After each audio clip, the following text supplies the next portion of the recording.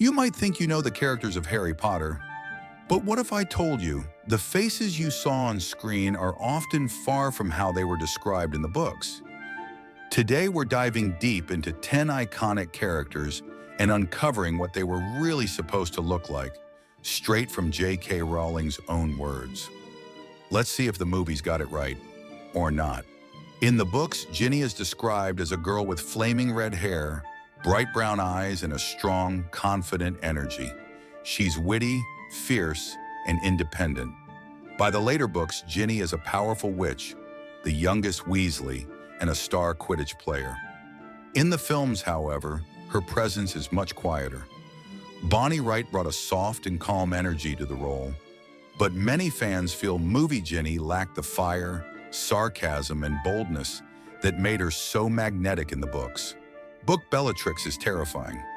Gaunt, with long, tangled black hair, dark-lidded eyes, and a wild, hollow look. Her beauty is faded, twisted by madness.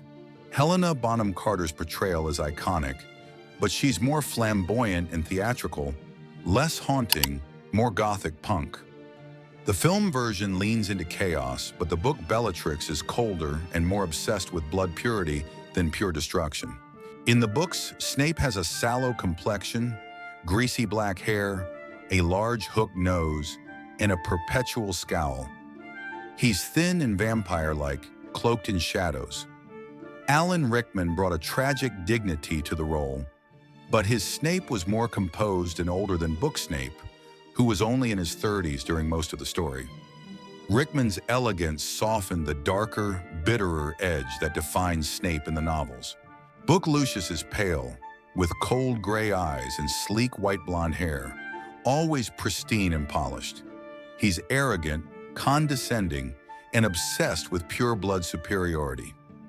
Jason Isaacs portrayed him flawlessly in style, though the film gave him a more desperate and panicked edge as Voldemort rose, whereas in the books, Lucius keeps his cruel dignity longer, hiding behind wealth and politics.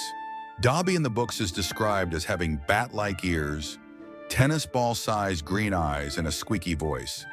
He's expressive, anxious, and deeply emotional. The CGI version is very close visually, but in the films, we only get a glimpse of his rich personality. Book Dobby is heroic, hilarious, and rebellious, a free elf who demands justice. He's so much more than comic relief. Cho is described as very pretty, with long, shiny black hair and a kind demeanor.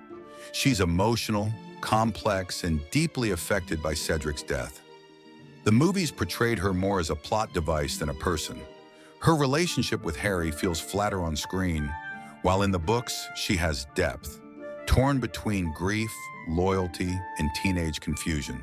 The twins are identical in appearance, tall, stocky, red-haired, with wide grins and mischief in their eyes.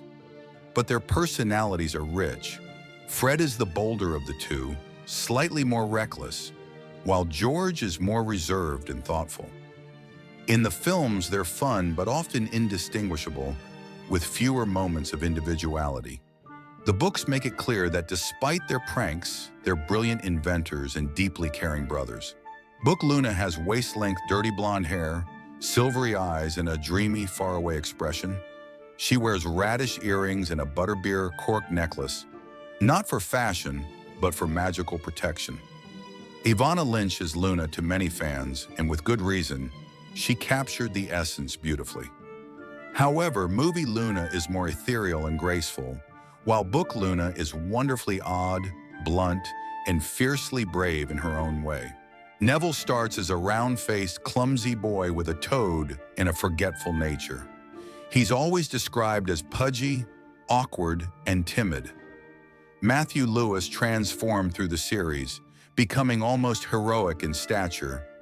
But this glow-up was far from the books. Book Neville's evolution is more emotional than physical. He becomes a leader despite his fears, not because he outgrew his awkward phase. These characters meant everything to us. But did the films truly reflect who they were in the books? Let me know in the comments, which characters surprised you the most? And who do you think the movies got completely wrong? If you like the video and don't want to miss the next one, subscribe. I will be very grateful.